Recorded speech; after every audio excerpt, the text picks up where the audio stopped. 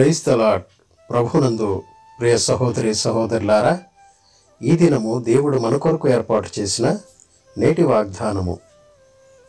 నీవు దేవుని మందిరమునకు పోవునప్పుడు నీ ప్రవర్తన జాగ్రత్తగా చూచుకునము.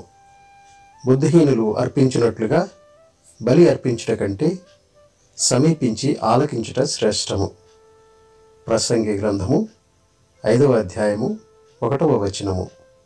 దేవుని పట్ల గౌరవపూర్వకమైన భయం, భక్తిభావం లేకుండా నిజమైన జ్ఞానం అసాధ్యం. అలాంటి భయభక్తులు లేకపోతే దేవుని దృష్టిలో జ్ఞానం అనిపించుకునే దాని కనుచూపు మేరకైనా చేరలేము. ఇలాంటి భయభక్తులు లేనివారు విద్యావంతులై ఉండవచ్చు, మేధావులు, ఆరితేరిన వారై ఉండవచ్చు. ఒకవేళ బైబిల్ కూడా వారికి బాగా తెలిసి ఉండవచ్చు. అయితే వారికి జ్ఞానం ఉన్నట్లు కాదు.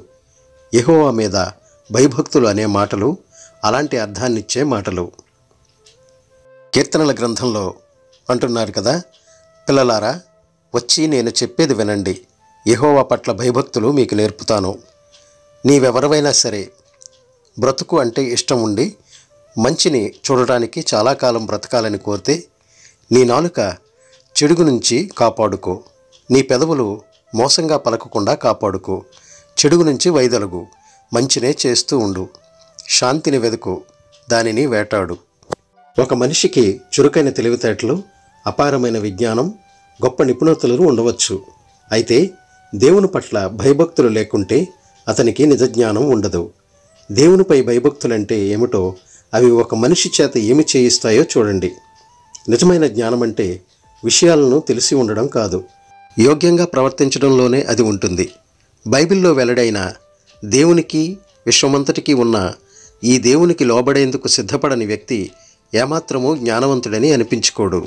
చాలా ఎక్కువ మంది దేవుని మాటకు లోబడడం కంటే మనుషుల కట్టడలను, ఏర్పాట్లను అనుసరించడానికే ఎక్కువ ప్రాధాన్యతనిస్తారు. అయినా అలాంటి వారనేకులు దేవుని పక్షాన ఉన్నట్టు కనిపించడానికి ఇష్టపడతారు. భూమిపై ఇలాంటి వ్యర్థ ఆరాధన నేడు కుప్పల తెప్పలుగా ఉంది. ప్రభువు అంటున్నాడు, ఈ ప్రజలు నోటి మాటలతో నా దగ్గరికి వస్తున్నారు, తమ పెదవులతో నన్ను గౌరవిస్తున్నారు, కానీ వాళ్ళ హృదయం నాకు చాలా దూరంగా ఉంది. వాళ్ళు నా పట్ల చూపే భయభక్తులకు మానవ కల్పితమైన విషయాలే ఆధారం.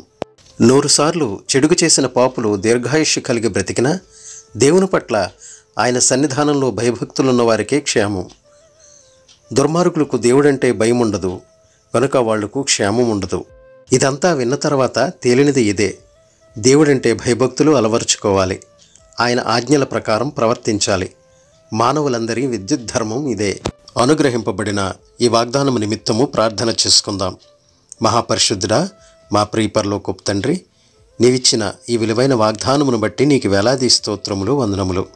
తండ్రి, మేము నీ మందిరమునకు పోవునప్పుడు మా ప్రవర్తనను జాగ్రత్తగా చూచుకొనమని, అదేవిధంగా తండ్రి, దుర్మార్గులు, బుద్ధిహీనులు వారు అనుసరించు కట్టడలను బట్టి మేము అనుసరించకుండా తండ్రి, నీ కట్టడలను అనుసరించి నడుచుకునే వారముగా ఉండుటకు మీరిచ్చిన ఈ విలువైన వాగ్దానమును బట్టి వందనములు.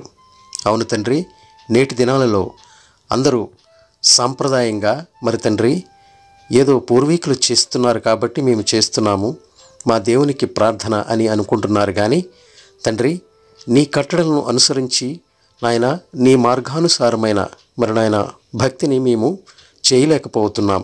తండ్రి నాయన, మనుషులు కట్టడలను అనుసరించే వారముగా కాకుండా తండ్రి నాయన నీ ధర్మశాస్త్రమునందు నీవు పొందుపరిచిన ప్రతి భక్తి సంబంధమైన మరి నాయన కార్యములను మేము నెరవేర్చుటకును తండ్రి మా యొక్క మనస్సులను శుద్ధి చేసుకుని నీ మార్గములో నడుచుకునే వారముగా మమ్మలను మరి నాయన శుద్ధీకరించండి.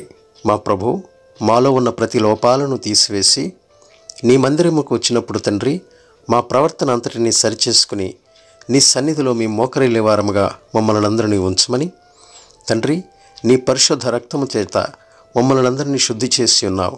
కానీ తండ్రి, ఈ లోకములో అనేకమైన పాపభూయిష్టమైన కార్యక్రమాలలో మేము నాయన ఉండకుండా మరి నాయన నీ యొక్క బిడ్డలుగా మేము పవిత్రమైన జీవితాన్ని గడుపుటకు సహాయం దయచేయమని, నీ కృపా సన్నిధి ఎల్లవేళలా మాపై ఉంచి నడిపించమని మా ప్రభువును ప్రియరక్షకుడైన యేసు వారి దివ్యనామమున అడిగి వేడుకొంచున్నాం తండ్రి. ఆమెన్.